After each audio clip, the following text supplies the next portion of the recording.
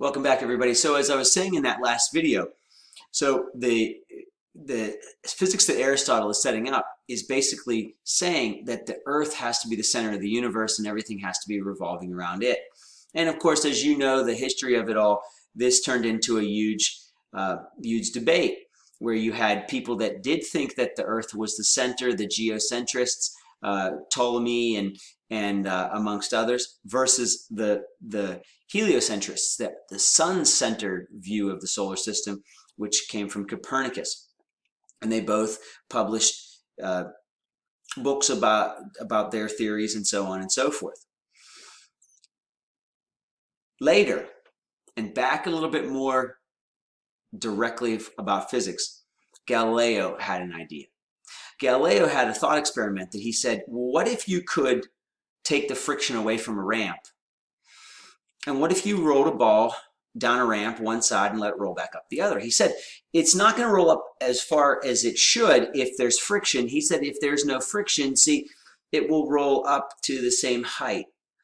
He sort of personified the ball. He said it will roll up until it finds the same height. Here you see that it rolled down a long way and it rolled up a small way. It rolled down a long way and it rolled up a small way, but it stopped whenever it got up to the same height. Now over here it might roll up a longer way, and over here it might roll up an even longer way. And the ball doesn't really care how far up it rolls. It's just trying to find its same height. Well, he said, what would happen if you didn't let it roll up? What would it do? Well, you and I both know that it would roll on forever. And this is key. This is showing that it's going to roll on forever even though nothing's pushing it. It's going to roll on forever because it's trying to find that same height. Now, Aristotle would call this violent motion. He would say you need a force to make that happen. And now Galileo is saying, no, you don't. You don't need a force to make that happen. It will continue to roll because, well, we don't really know why. We just know that it will continue to roll because it was rolling. And so there. Now, that's an important talk. And Descartes took it even a step farther. Descartes said, what if you gave this thing a push? What if you gave this thing a push? And this ball would then, in the absence of friction and the absence of gravity, remember we talked about Descartes wanting to turn off gravity before, this thing would just go equal distances and equal amounts of time. When we were on projectiles, we called that the gravity-free path. Remember, there's that gravity-free path. And so it would continue to move along that gravity-free path without something constantly pushing it. And so Descartes says it moves because it has this something. It has this something that he's calling inertia. And we call that this natural tendency of an object to maintain. Even before I finish it, I want to draw your attention to that word maintain, because to me that's the most important part. What is inertia? What is inertia? It's an object's ability to maintain what it was doing. If it was moving in a straight line, it's going to continue that. If it was at rest, it'll continue that. It'll just continue. It'll just maintain what it was doing. That's what we call inertia. And Descartes went so far as to say, well, that's a law. He said that that is something that will tell you what to expect. Remember, a law is a little piece of physics that will tell you what to expect. And it says that in the absence of an unbalanced force, an object at rest remains at rest, and an object in motion remains at motion. So all that to say, if you have an object and the forces on it look like that, or if you have an object and the forces on it look like this, even Steven, or if you have an object and the forces on it look like this, even Steven, well then, what should you expect? You should expect it to just continue doing what it was doing. And we now call that the law of inertia. Now sometimes that is called Newton's first law, and I'll talk about that in a different time, why that's called Newton's first law, even though we know for certain that Descartes is the one who wrote that. Quick little example here. Here we have an object that's moving at constant velocity. All but one of these statements could be true. which one can't be true. Now, if we see that something's moving at constant velocity, then we know that means that there's no unbalanced forces. There might be forces, but they got to be balanced. No unbalanced force. Except maybe the object, maybe no forces act on it. That could be true. We're supposed to choose the one that cannot be true. So this is weird, but we're going to cross that one out because it's good. A single force acts on the object. No. No, if a single force acts on the object, then it's definitely feeling a net force, a resultant force. And so it's going to accelerate. It can't do constant velocity. So that's the one that's silly, and that's the one we're going to choose. Two forces might be acting on an object. Maybe there's a force to the right and there's a force to the left, and they're the same size. And if that's the case, then that could be with constant velocity. So that I'm not going to choose that. Or maybe even three forces. Maybe it's maybe if I took the three forces and I added them together, they'd all add up to nothing.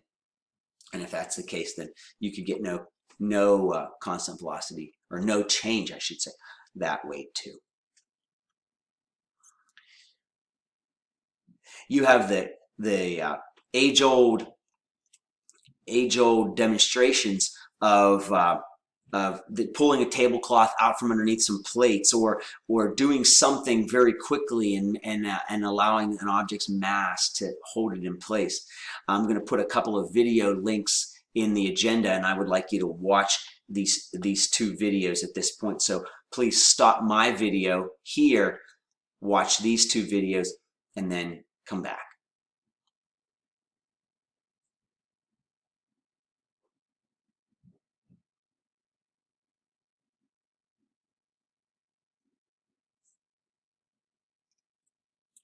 Last thing I'm going to say today is Isaac Newton came along a little later than Descartes.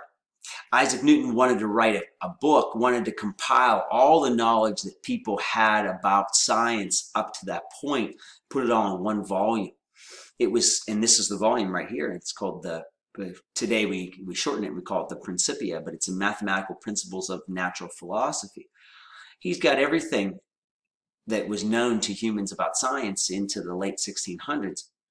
He's got a section in there about motion, and he has three laws listed there. He has a law of inertia, he has a second law, and a third law, and I think you know what they say too.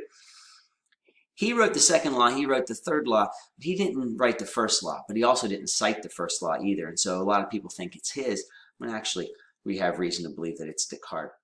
But I will say that Newton, even though he didn't write the first law and he didn't come up with that idea of inertia, he did quantify it more.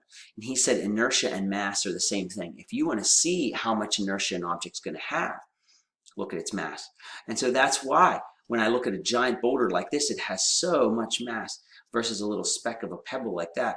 It's going to be very easy to change what the pebble is doing and not very easy to change what the boulder is doing, all because of the mass. Now, when we talk about mass, we often talk about the number of protons and neutrons and electrons that's inside of an object.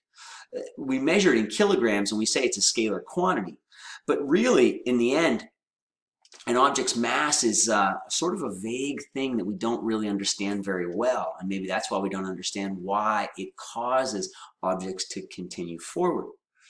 We say that mass is a quantity of matter in an object, but you have to admit that's very sixth grade. And so where you can go for definitions is the Handbook of Chemistry and Physics. And if you look in the Handbook of Chemistry and Physics, you will find two definitions for mass: inertial mass and gravitational mass. And when we read these, you'll actually see that this is sort of, well, unsatisfying.